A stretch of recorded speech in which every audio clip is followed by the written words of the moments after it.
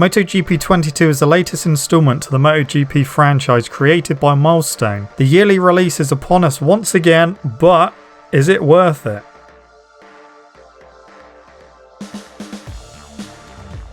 MotoGP 22 tries to improve on its predecessor by fixing some of the issues present in the previous game. The major issue with MotoGP 21 was the harsh curbs. These were too aggressive, resulting in them being unusable. MotoGP 22's curbs, however, are better. You can run onto them on the exit of corners to get a better drive out, and the new suspension physics and tyre deformation helps absorb the serration of the curbs pretty well.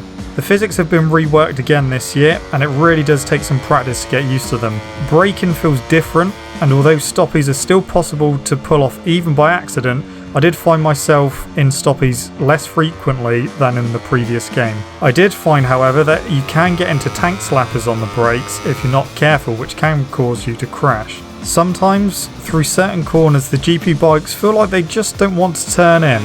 Even if you braked at the correct place and you've slowed down to a good speed for the corner, this will catch you out the first time this happens. There is a new tutorial mode for newcomers. This helps ease new players in by giving objectives to follow. You start off with the slower Moto3 bikes, getting used to the handling and which lines to take through the corners, as well as throttle control and brake control. Then you'll move up to the intermediate class Moto2 before being able to get hold of a MotoGP machine. It's a more in-depth tutorial this time, which helps ease new players in, and I hope it will encourage newcomers to the series. If you're an experienced MotoGP player, there's the MotoGP Academy. You have to tackle each sector on a track, trying to get the best time in said sectors before stringing them together for a hot lap. This gives incentive to hone your skills and to keep improving. Another addition this year is the return of split screen mode for you to play while sat next to friends or family, and AI can be turned on or off for this. This will please some people who wish to play against someone in person rather than online. It's a nice feature, but not one I will personally use. The big new addition this year is the documentary style 9 game mode.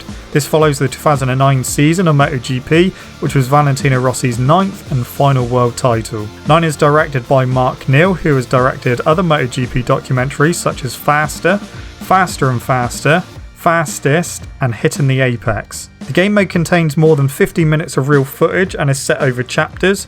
Each chapter equals one round of the championship, and each chapter has multiple episodes within. Each episode has a main objective and an optional objective. If you want to unlock all the 2009 riders and special helmet and bike liveries, you'll need to achieve all main and optional objectives. The whole mode follows the big four from 2009: Valentino Rossi, his teammate Jorge Lorenzo, Casey Stoner and Dani Pedrosa. You'll get to play as these through the chapters, but you also get to play as some of the other riders who had standout rides that season, such as Marco Melandri scoring a second place at Le Mans. The whole presentation of this mode is great. At the start of each chapter you get to watch real footage of the build-up and part of the race, then you'll take control and play a few laps. Then you'll get more footage when you finish the main objective. It always keeps you interested even if you know what happened. The bikes themselves behave differently to the 2022 bikes. For instance, the 2009 bikes were 800cc and require more corner speed to be fast. The HUD graphics also mirror what they were on TV back then. I got a bit nostalgic seeing the older HUD. All in all, it's a great game mode and I've had a blast reliving the 2009 season. Another bonus is that you can set up a custom championship and run the full 2009 season with all bikes, riders and track from that year. The final new addition to the game is the Ride Height device, or RHD for short. Press the Y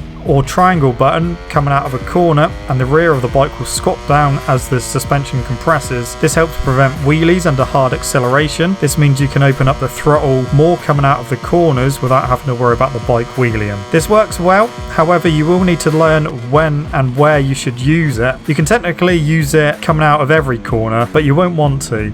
The RHD is deactivated by hard braking. If you don't apply the front brake hard enough before entering the corner, the rear suspension will remain compressed and you'll understeer badly throughout the corner and may even run off track. You can press the button mid-corner and the icon will turn yellow to let you know that the RHD is primed.